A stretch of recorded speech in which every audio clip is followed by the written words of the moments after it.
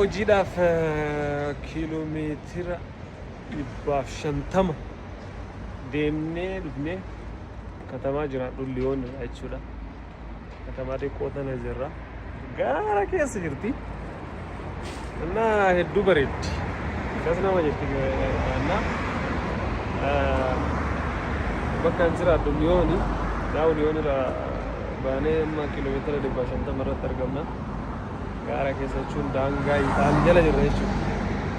Gaara kana booda yoo achi tarree gaara guddicha kana isinitti agarsiisu kana booda yoo tarre Itaaliidha jechuudha. Achi as ammoo Faransi asii achi Itaali. Artanii gaara guddaa kana duubni Itaaliidha jechuudha. Asiin achi Turiinoo Milaan achirraan deemtaa jechuudha. Gaara kana booda jechuudha. Gaara kanaas ammoo katamaa xiqqoon tuni Faransi jedhamti. Har'a ganamaan kaane sa'aatii 3 deemnee as geenne jechuudha. Hojii gaafadhe isinitti agarsiisamee ooltii teenna kan har'aa jechuudha. Jireenya Awurooppaa maal akka fakkaatu yaa'u sa'aatii kam ka'ee akka fiiguu sa'aatii kam akka deemu maaltu jira dhugaan maalii waan jiru kanaaf jireenyi biyya gambaa kana irraa xiqqoo ispiraansii itti qabnu kana isinii qoonna just vloogii waliin qooyii isinii dalagee isinii gadhiisa jechuudha. Kanaafiyyuu har'aa sitti argamnaa isin jedha. Wallaahi dhugaa dubbachuuf sobee salaatee manaa ba'e torbaaniif as jirra jechuudha. Katamaa xiqqoo tana gaaruma kana jala yeroo dalayna torbee tokko ooltiin kennaa fi bultiin teennallee katamaa xiqqishuu gaara keessaa tana jechuudha. Isinitti agarsiisamee das nama jetti katamaan alaallallee wayita karaallee dhufu waraabee jira bakkee bareeda gargarii soo isin agarsiisachuu waan jiru maraa isinitti himu. Allez, let's go guys. See you. Kana daawwannee waliin dachaan ishii. Bareedu garuu ni bareeddi katamaan xiqqoon ta'u. Ana garuu das lelee maqaan jiraami yooni bakkee qalbii jechuudha. Silaa bakkee akkanaa kana jiraachuu ammoo bakkee akkanaa kan dhiifama akka ofirraa caacataan hin jiru maal jedhu. Guys, har'a hojiidhaaf katamaa dhufne isiniin jedhe saahibni kiyya qabu hin dalaynu kana salut chef ça va so kana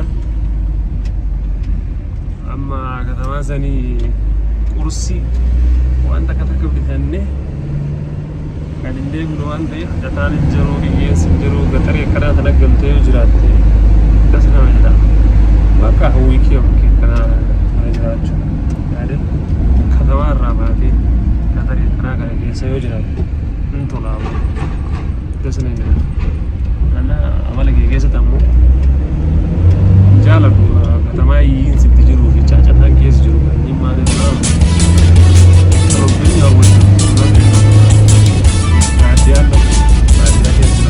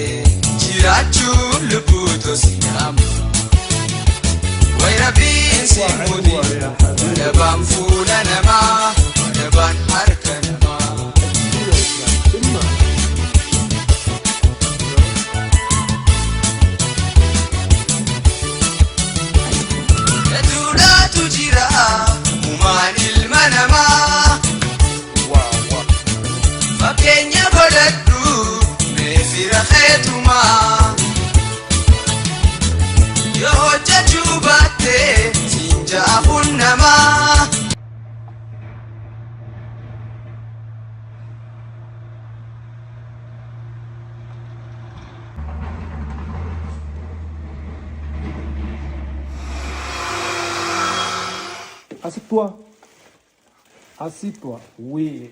Akkana taa'ee signala. Viens maintenant. Viens avec moi. Eywa.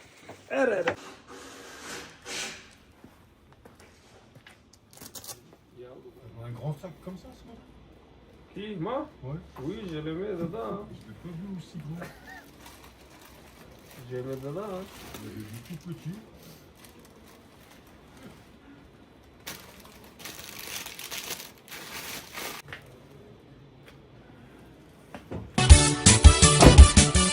Nafia rubuto chusidama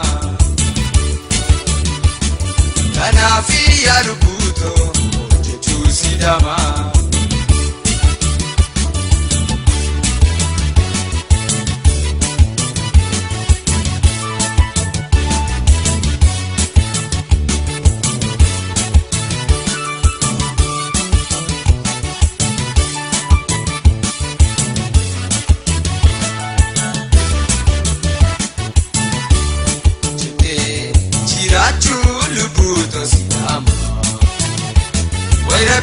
Simudin wadaban fuula namaa wadaban harka namaa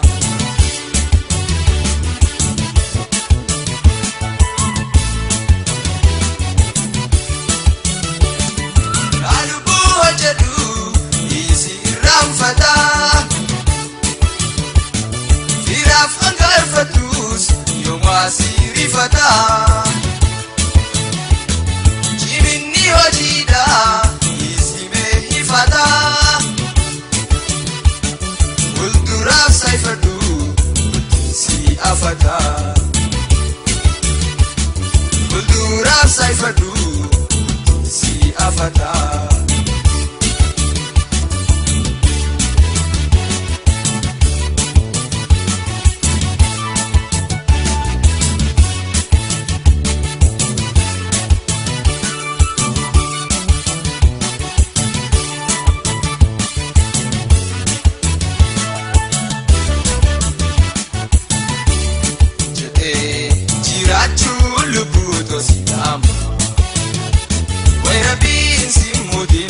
Wadaban fuula namaa wadaban harka namaa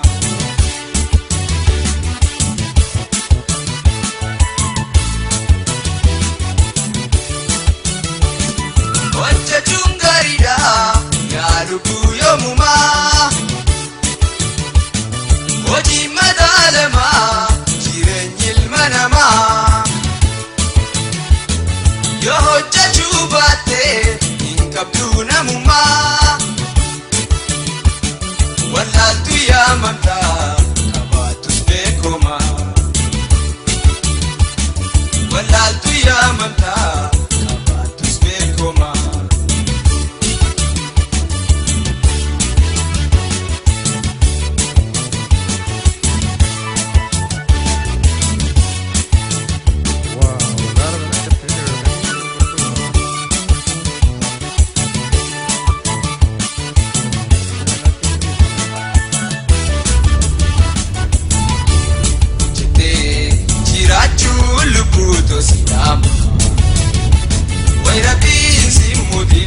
Wadaban fuula namaa wadaban harka namaa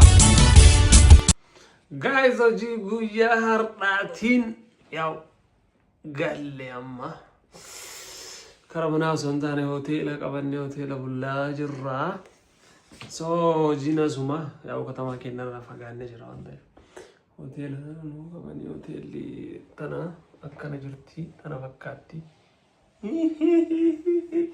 እዚህ ጋር መስታወት ይዳስራ ማሻአላ ማሻአላ ማሻአላ ማሻአላ ማሻአላ ጅርቲ ማለት ነው አከነ ጅርቲ እና አከነ ፈካና ሆቴል ገና ፈካታ